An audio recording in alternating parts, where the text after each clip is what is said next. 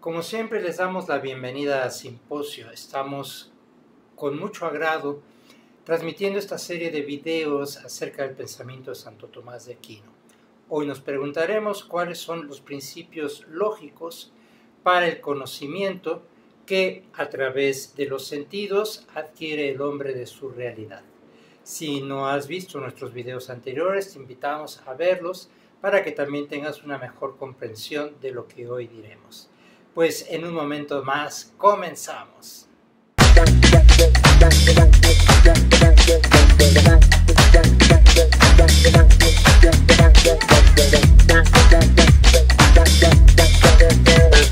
Bienvenidos una vez más a Simposio.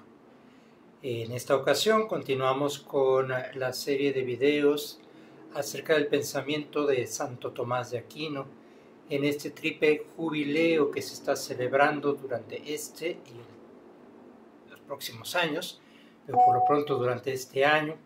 Es un aspecto importante para poder rescatar, por un lado, lo que se ha llamado la filosofía perenne, y por otro lado, poder también rescatar los fundamentos más sólidos, más firmes de la doctrina cristiana, que se encuentra pues en una etapa de crisis, en donde parece ser que pues Dios cambiara, donde parece ser que también el ser inmutable, infinito y absoluto de Dios estuviera sujeto a las mudanzas del mundo y a los pareceres de los hombres.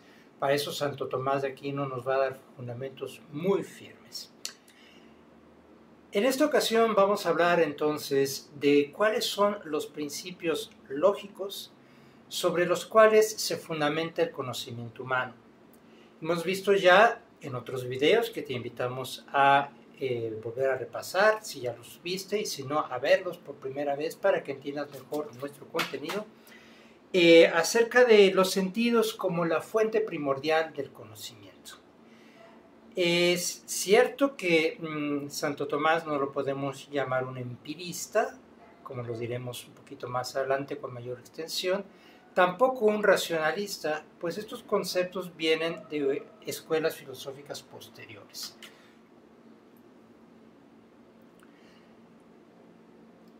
Santo Tomás no admitía ninguna idea o principio innato, como sucedió posteriormente, por ejemplo, a partir sobre todo de René Descartes, pero que ya existía evidentemente esa teoría pues desde los platónicos. El mismo Platón nos dirá que todo se trata simplemente de volver a recordar lo que el alma conoció en el mundo de las ideas.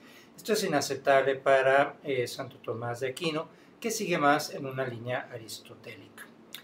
Pero lo que sí reconoce Santo Tomás es que hay, por un lado, un conocimiento infuso, es decir, que Dios infunde al alma, pero que esto va más dirigido evidentemente en torno a las verdades de la fe.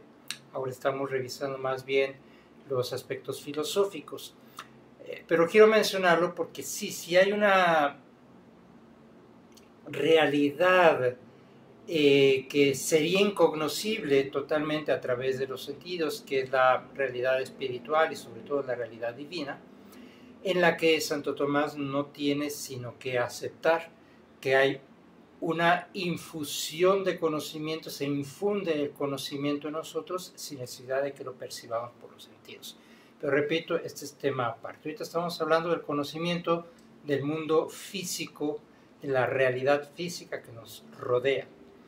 Y entonces Santo Tomás, repito, no admite las ideas innatas, pero sí proposiciones evidentes.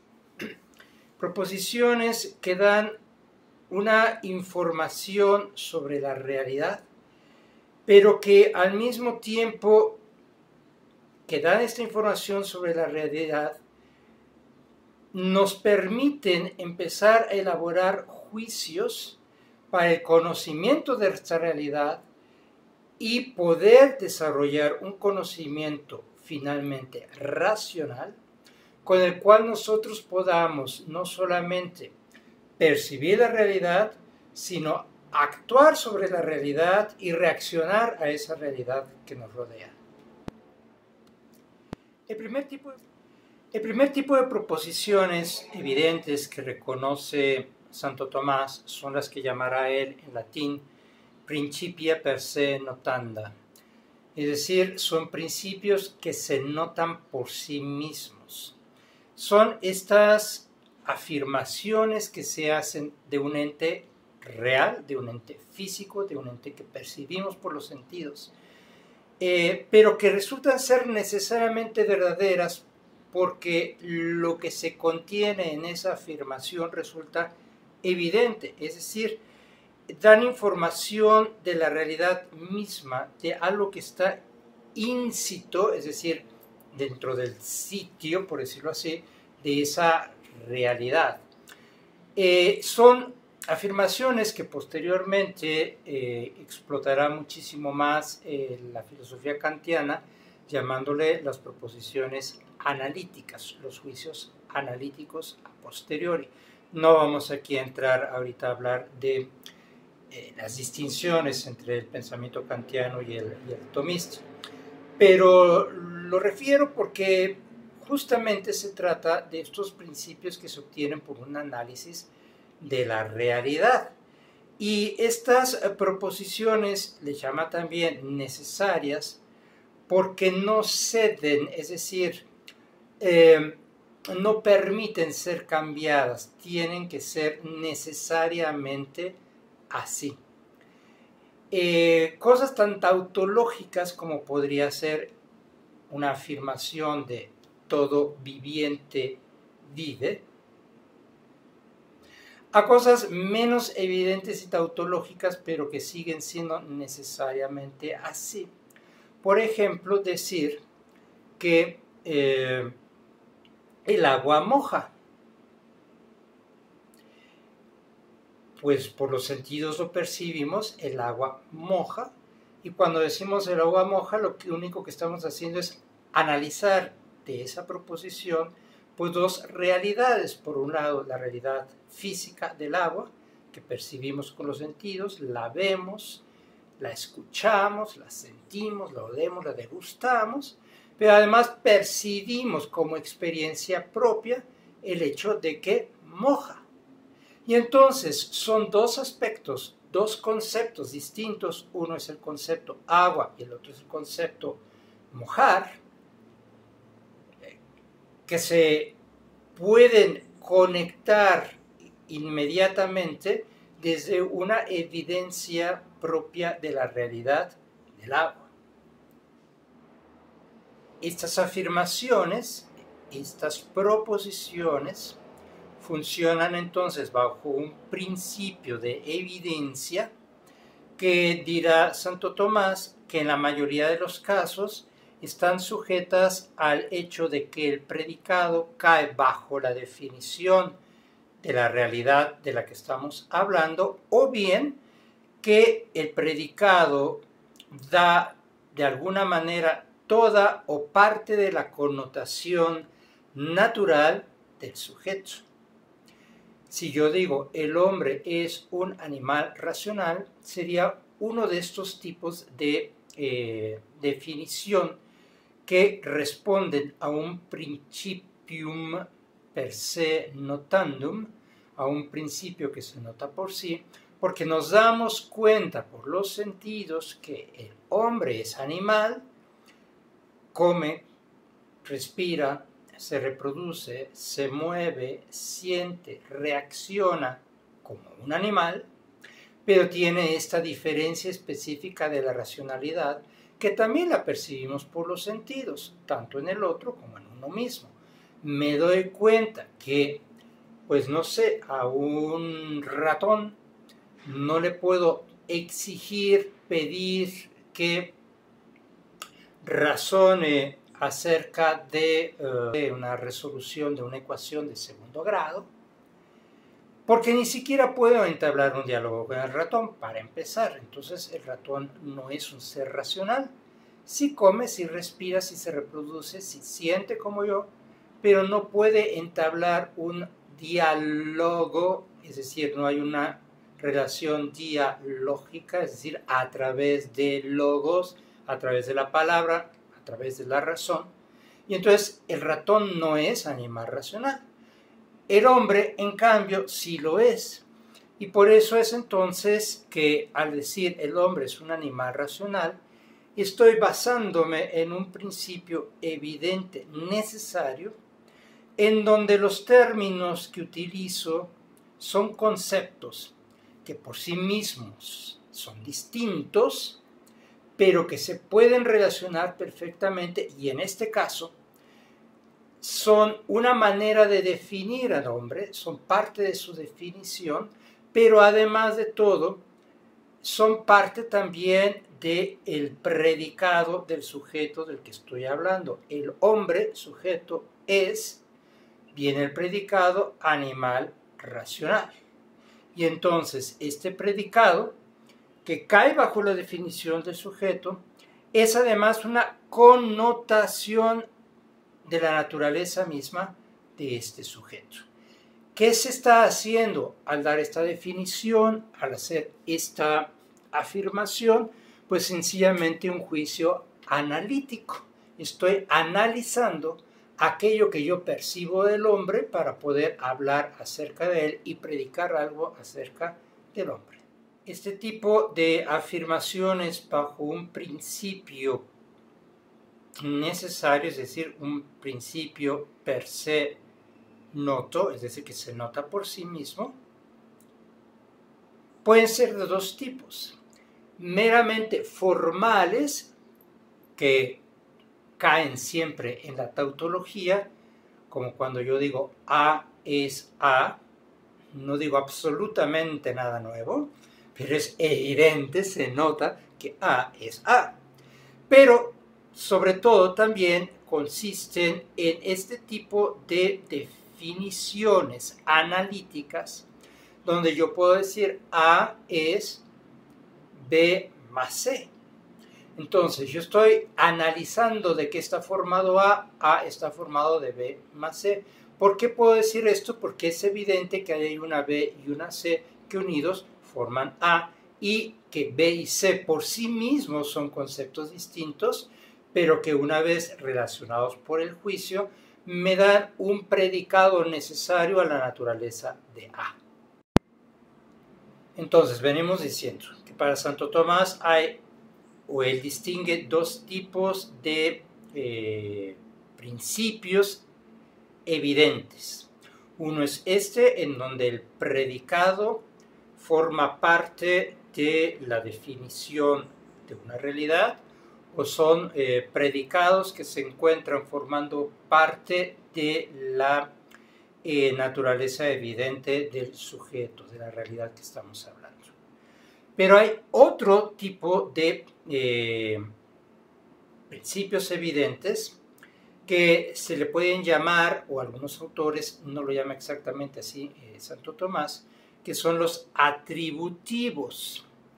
Es decir, que es una característica, una categoría que se relaciona al sujeto atribuyéndole algo que no necesariamente forma parte de su definición y tampoco necesariamente forma parte evidente de su naturaleza, pero que al percibirlo por los sentidos y analizar la realidad, me doy cuenta de que ese enunciado es o no verdadero. Se llama atributivo porque le estamos atribuyendo algo a esa realidad que de suyo no le es necesariamente propia, pero que resulta evidente. Y esto también se logra a través del análisis lógico. Esto generalmente se da, a diferencia de los primeros ejemplos, que son más bien de carácter de juicio universal. A estos atributivos se aplican generalmente a los juicios llamados particulares. Entonces, yo puedo decir, por ejemplo, todas las manzanas son frutos. O incluso en singular, toda manzana es un fruto. Pero yo puedo hacer un juicio partiendo de los sentidos y que sea verdadero, atribuyéndole a una manzana en particular algo que sin contradecir la realidad, pero le atribuye algo que quizá no se aplica a todo el género, es decir, a toda la generalidad, a la universalidad de las manzanas. Y puedo decir, una manzana está podrida. Esta manzana es roja. Las otras son verdes. Aquella manzana está ácida. ¿Se dan cuenta? El rojo, el estado de putrefacción, el sabor ácido, son juicios analíticos que me permiten atribuirle a esta, aquella o la otra manzana una característica que le es propia, pero que sin embargo no es parte de la definición de una manzana. Este es también un juicio evidente, pero no necesario. Es un juicio evidente contingente.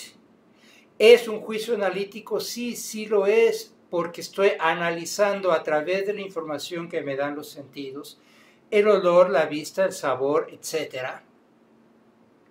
Que la manzana está dulce, ácida, podrida, madura, chica, grande, roja, verde, amarilla. Obtengo esa información por los sentidos, analizo la información de acuerdo al sujeto y emito el juicio.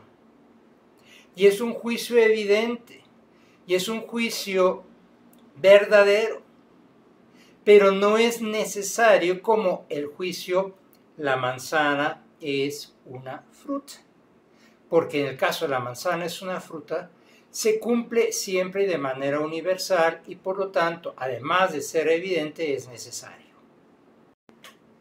Ahora bien, algunos de ustedes dirán, bueno, ¿qué tiene de grandioso que la manzana sea verde, roja o amarilla, que esté ácida o dulce, que esté podrida, madura, lo que sea? No hay gran ciencia en ello, o sea, yo voy y compro una manzana y punto. Bueno, el grado de importancia que tiene esto es que Santo Tomás no lo está llevando a cosas tan contingentes y tan cotidianas como las manzanas, sino que lo va a llevar a principios metafísicos. Este tipo de juicios nos damos cuenta que aparecen, por ejemplo, en la Suma Teológica, en la primera parte, cuando él encuentra una relación entre la realidad y la causalidad.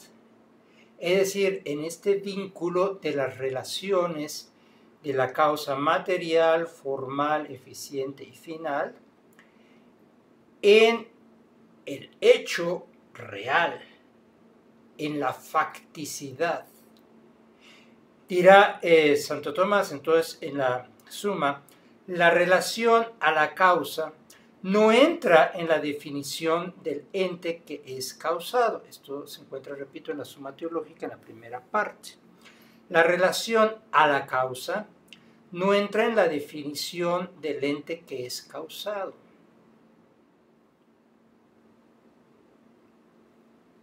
Dicho de otra manera, cuando yo digo la fruta, cuando yo digo la manzana, cuando yo digo el color, cuando yo digo el verde, cuando yo digo el sabor, etc. Estoy dando conceptos. Esos conceptos los he adquirido a través de una información sensorial. He visto frutos, he visto manzanas, he visto cosas rojas, he visto cosas verdes, he saboreado cosas ácidas, he saboreado cosas dulces. Todo esto lo he ido percibiendo por los sentidos. Cuando yo digo la manzana es un fruto, estoy haciendo un juicio necesario en donde no puedo desvincular las dos realidades. No puedo decir la manzana es un animal o no puedo decir la manzana es un asteroide. Necesariamente tengo que vincularlo con el concepto fruto, por la idea de fruto, relacionado con el término, la palabra en español, fruto. Ahora, el relacionarlo con el sabor, el estado de madurez o de putrefacción, la dulzura, etcétera, que pueda tener la manzana, eso ya no lo liga necesariamente con lo que es una manzana. ¿Por qué? Porque esos son atributos que se le pueden dar, quizá, por ejemplo, a una naranja, a una papaya, a una uva. Ahora bien, el sabor, el color, etcétera, que pueda tener la manzana, no son causa de que sea una manzana. Para que sea una manzana necesita ser un fruto, pero para que sea una manzana no necesita estar podrida. Esto nos lleva entonces a todo lo demás, que es muy importante y que es muy actual.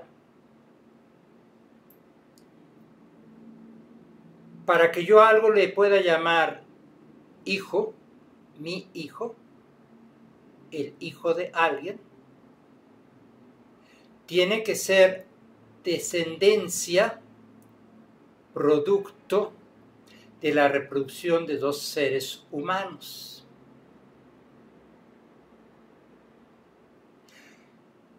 En última instancia, puedo no ser el progenitor, pero dado que esa criatura es producto de la reproducción de un ser humano, le puedo llamar hijo, hijo de un padre y una madre. Esa es una afirmación necesaria, bajo un principio de necesidad. De necesidad, no puede ceder a otra cosa. Puedo atribuirle muchas cosas. Puedo atribuirle, por ejemplo, es un hijo desobediente, es un hijo amado, es un hijo no deseado, es un hijo adoptivo. Es decir, estoy hablando ya de los casos particulares, pero que no contradicen la necesaria relación causal de la procreación para que ello sea un hijo de una persona. El que sea maleducado, grosero, chillón, etc., eso no es causa de que sea mi hijo. Luego entonces, es un error, no solamente lógico, sino es un error ontológico, es decir, un error respecto a los entes, a las cosas. Si yo llamo a cualquier otra realidad mi hijo. Por eso para Santo Tomás y para cualquier persona con un mínimo de inteligencia, no pueden existir los perrijos y los gatijos. ¿Se entiende? Es una cría de gato, es una cría de perro. Si quieres llamarle cachorro. Pero no es, ni puede ser tratado, ni considerado hijo de nadie. Ah, es que lo adopté. Bueno, compraste o te regalaron un cachorro de perrito. Pero no lleva tus genes, no lleva tu sangre, no lleva tu naturaleza. Por definición, no es un animal racional como lo eres tú, no puede ser tu hijo. ¿Se dan cuenta cómo aplicando cosas tan simples de los principios lógicos de Santo Tomás, nos podemos muy pronto iluminar acerca de la realidad actual y de los errores lógicos que se empiezan a cometer cuando hay estos niveles de ignorancia o de necedad, porque tampoco se necesita ser muy sabio, se necesita más bien ser muy necio. Como nos vamos dando cuenta, entonces el conocimiento humano, la episteme, la ciencia, no depende solamente de los sentidos. Por eso decía yo, no podemos llamar a Santo Tomás un empirista en el sentido estricto. Si todo nuestro conocimiento natural dependiera como única instancia de nuestros sentidos, significaría que el proceso de adquisición de conocimiento sería un proceso totalmente pasivo, pero ni siquiera podríamos hablar como tal de un conocimiento epistémico, es decir, de un conocimiento racional o científico. Tendríamos a lo más una adquisición de datos en la memoria que nos permitirían reaccionar bajo un proceso de estímulo-respuesta, como en este caso sí lo puede tener un animal, que pues son por ejemplo las pruebas que realizó Pavlov, tan conocidas, ¿no? De relacionar por ejemplo el sonido de una campanilla con el darle alimento a un perro y la segregación de jugos gástricos, y después ya nada más tocaba la campanita y aunque no hubiera alimento, el animalito segregaba jugos gástricos por la asociación en su memoria de los estímulos. Si el perro hubiera sido tantito racional, diría, me están engañando, y entonces no respondería a la campanita si no hubiera el plato de comida ahí. Entonces, repito, si todo nuestro conocimiento natural dependiera en última instancia solo de la experiencia sensible, significaría que nuestro proceso de adquisición de conocimiento no sería propiamente racional. Sería un proceso totalmente pasivo en el que se están recibiendo una serie de impresiones y que las vamos almacenando como almacena la computadora, el disco de la computadora, pues la serie de datos que le vamos dando. Ahora se habla mucho de la inteligencia artificial. Bueno, la inteligencia artificial no es más que el resultado de una gran inteligencia humana que ha ido alimentando estas máquinas con una serie de información y de los vínculos, pero que están en la mente del programador, no en la máquina, de los vínculos que puede ir haciendo para ir generando esas respuestas.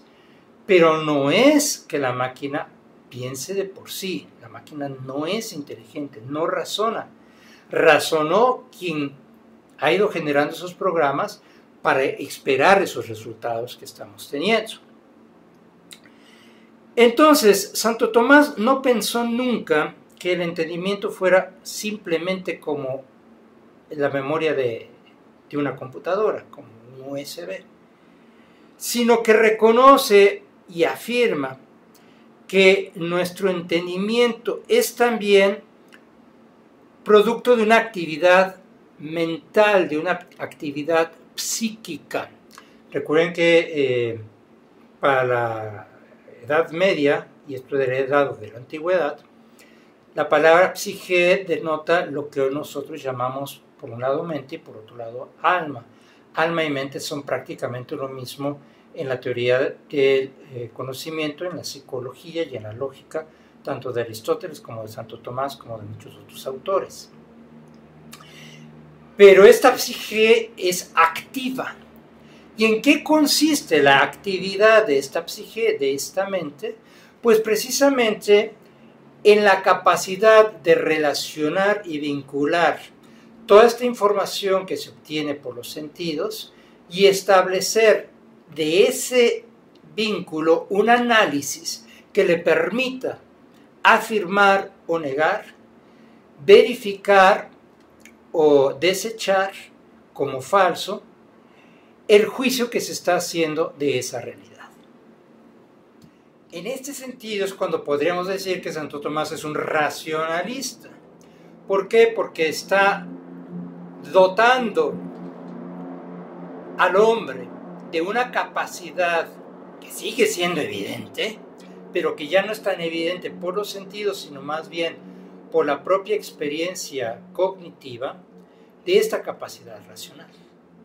Y entonces es evidente que todo el proceso científico de formación de hipótesis, de métodos científicos, de desarrollo de argumentos, de prueba o refutación, de incluso la falsación, como después propuso Popper, son resultado de una actividad mental, cognitiva, que ya no es dependiente de los sentidos, sino que al contrario, elabora la información dada por los sentidos. Entonces, es muy importante reconocer que en Santo Tomás hay ya una especie de germen de lo que después hablará Kant, que ya decíamos, no nos vamos a meter con la teoría kantiana, pero que es generalmente lo que en toda la modernidad y parte de la postmodernidad ha pesado. Cuando Kant dice en la crítica de la razón pura, en la introducción, a pesar de que todo nuestro conocimiento se inicia con la experiencia, esto no significa que surja de la experiencia, y con esto va a dar pauta al racionalismo. Cuando dice esto, en realidad está diciendo lo que ya Santo Tomás dijo. Santo Tomás no usa textualmente estas palabras, pero está diciendo lo mismo, es decir, aunque todo nuestro conocimiento se inicia con la percepción sensible, es necesario que tengamos otra realidad distinta a la de los sentidos, llamada intelecto o entendimiento, que elabore esa información para darnos verdaderamente una episteme, es decir, un conocimiento de la realidad. Iba a decir un conocimiento científico de la realidad, pero la palabra científico también ahora ha sufrido tanto manoseo y ahora ya está, hay que tener cuidado para decir ciencia y decir científico, pero bueno. Entonces, para Santo Tomás, lo primero que tenemos, por decirlo así, es la experiencia sensible que generan las cosas de la realidad.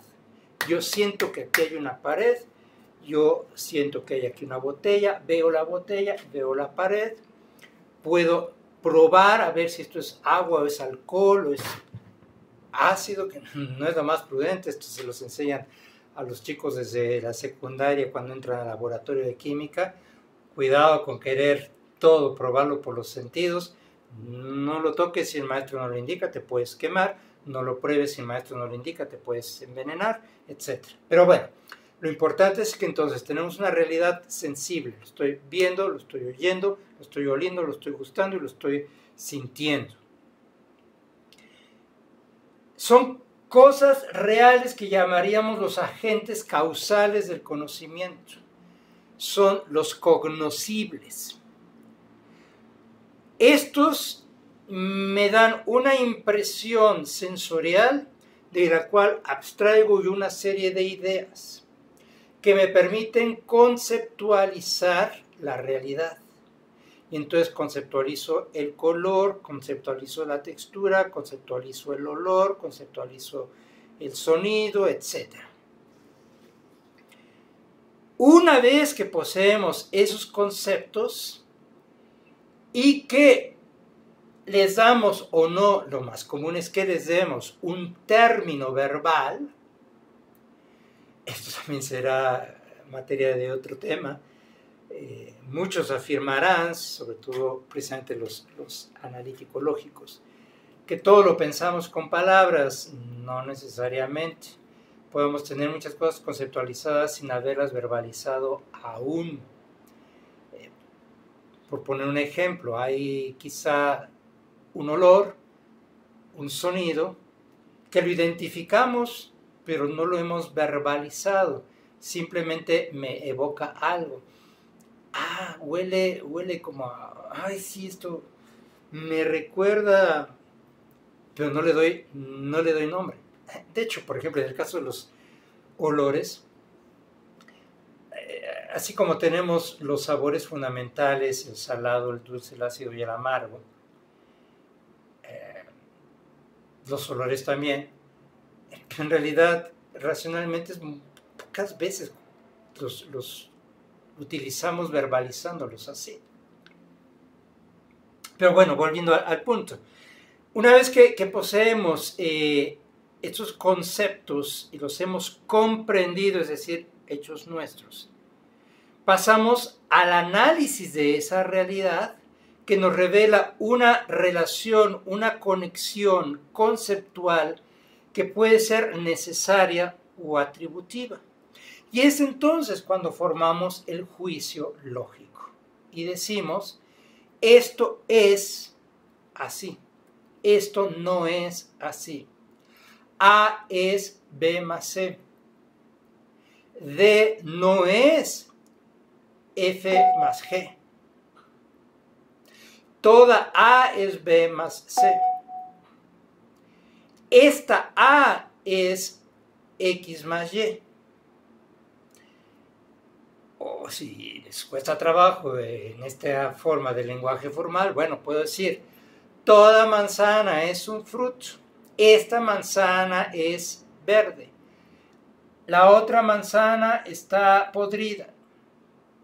Pero eso ya surgió del juicio que hice a través de estos conceptos que estoy relacionando intramentalmente.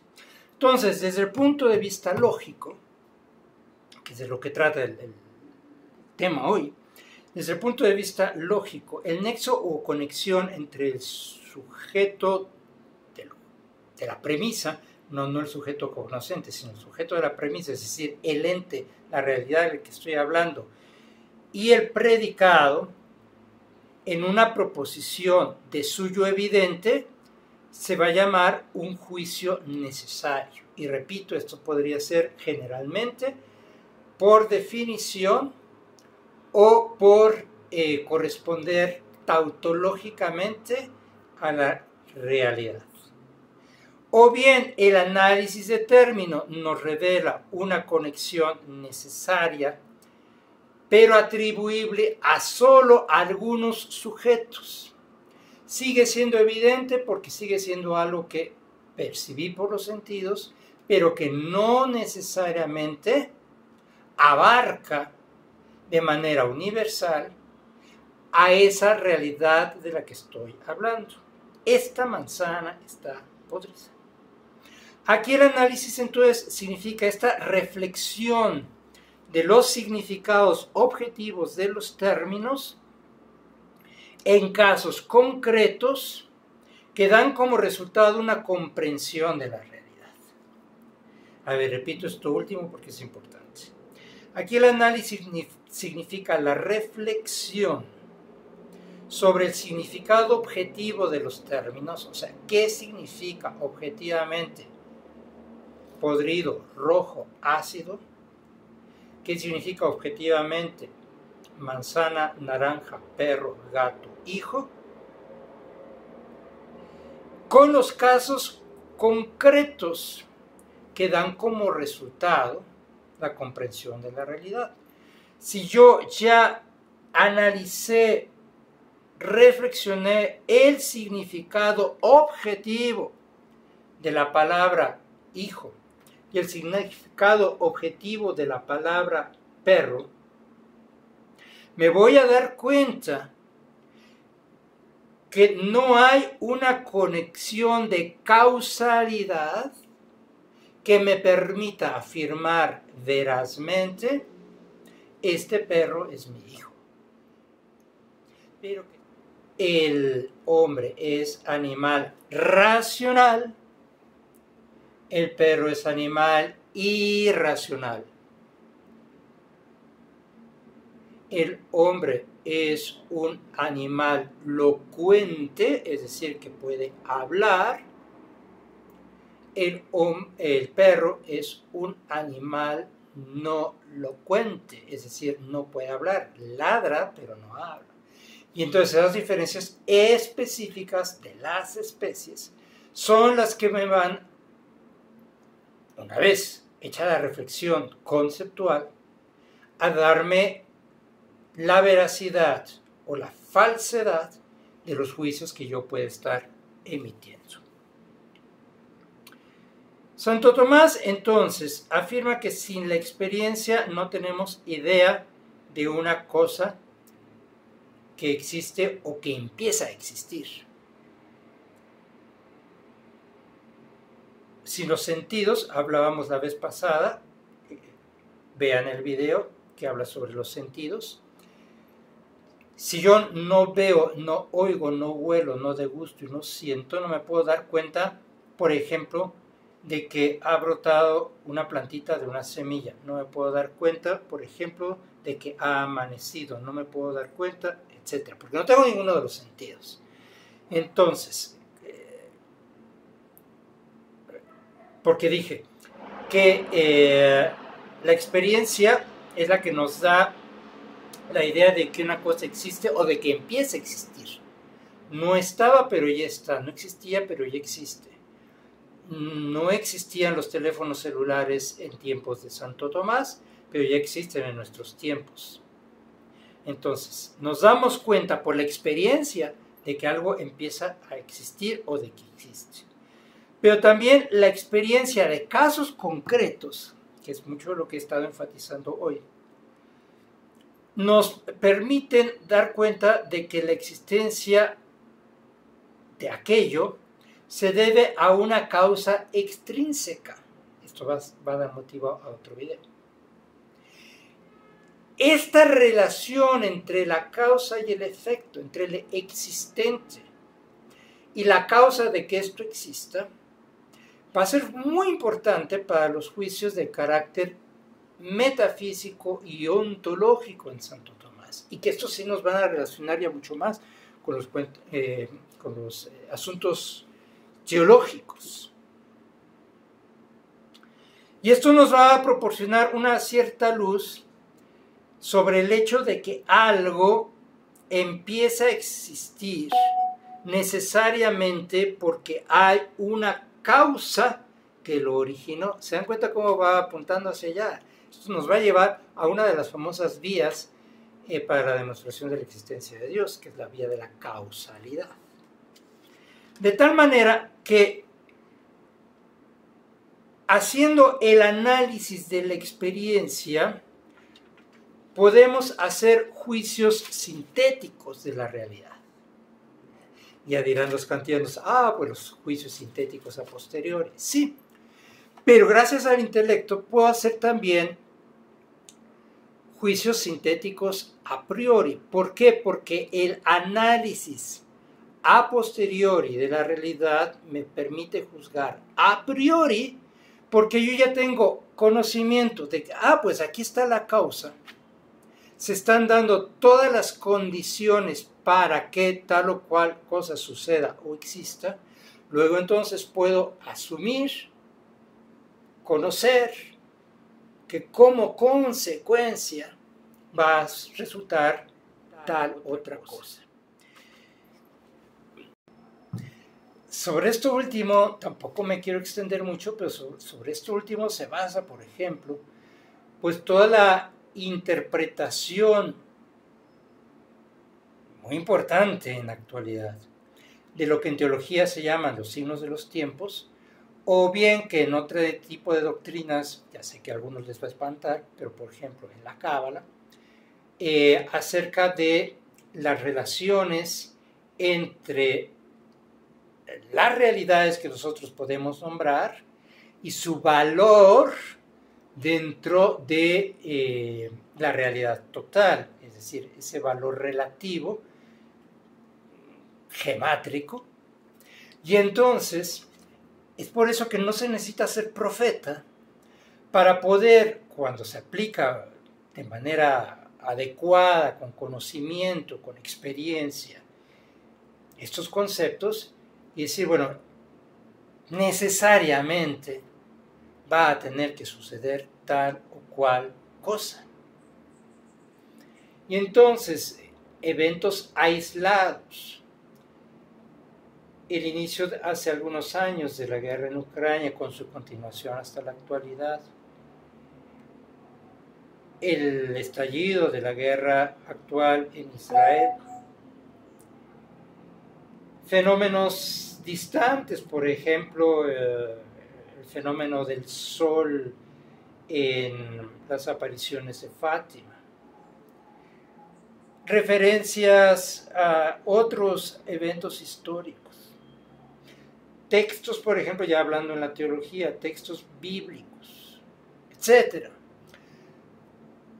Todo esto a través del juicio lógico nos permite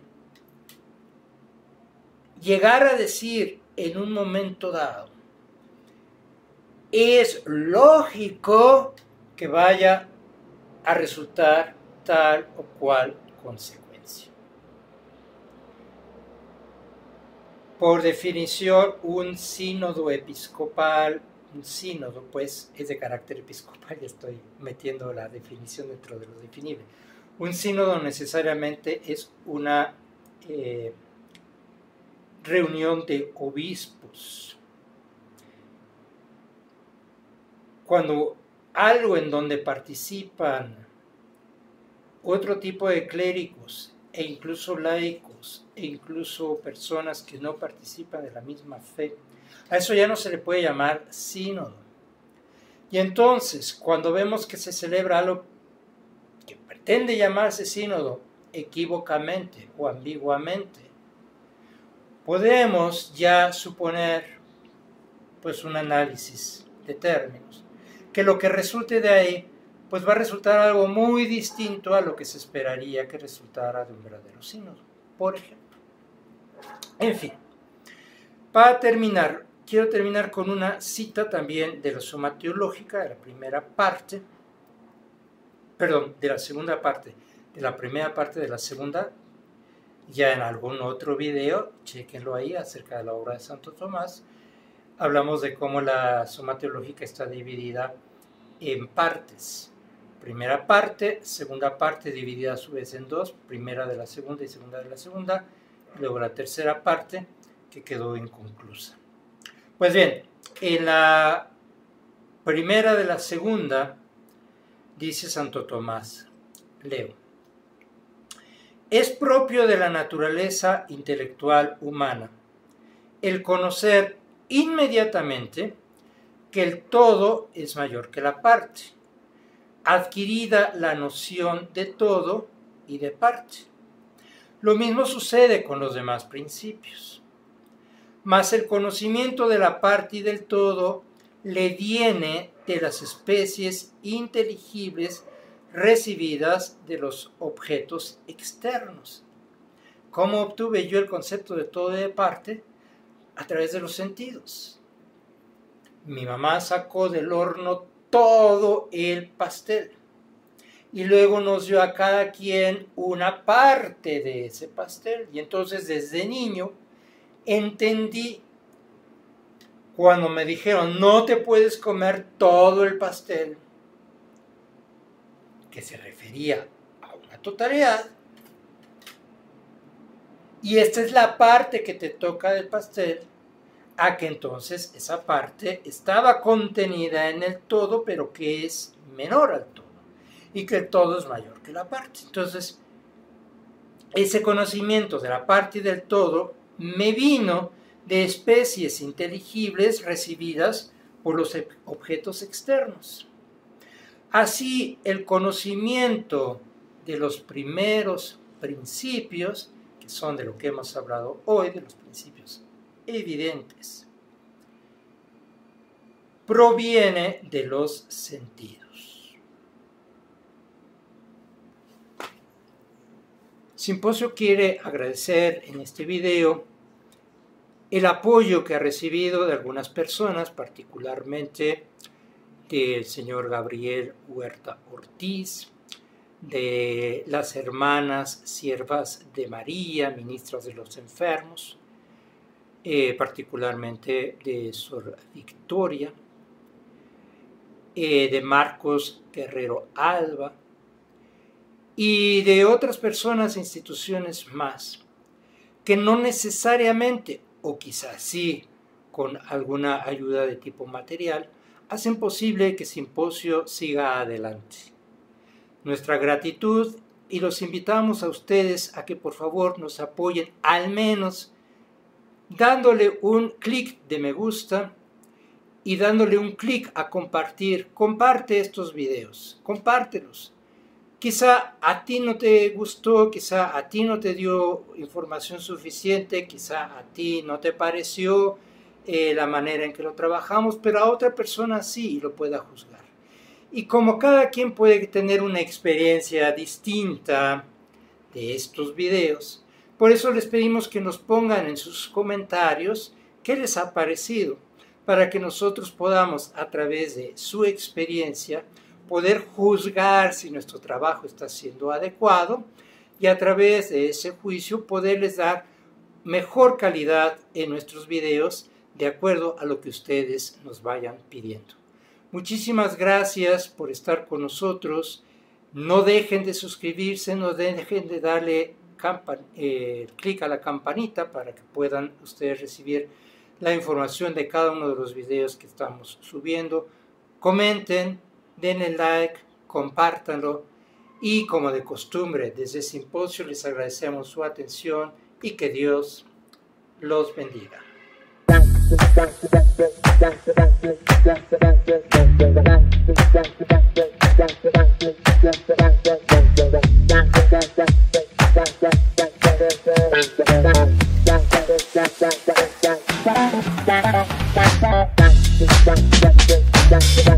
Yeah.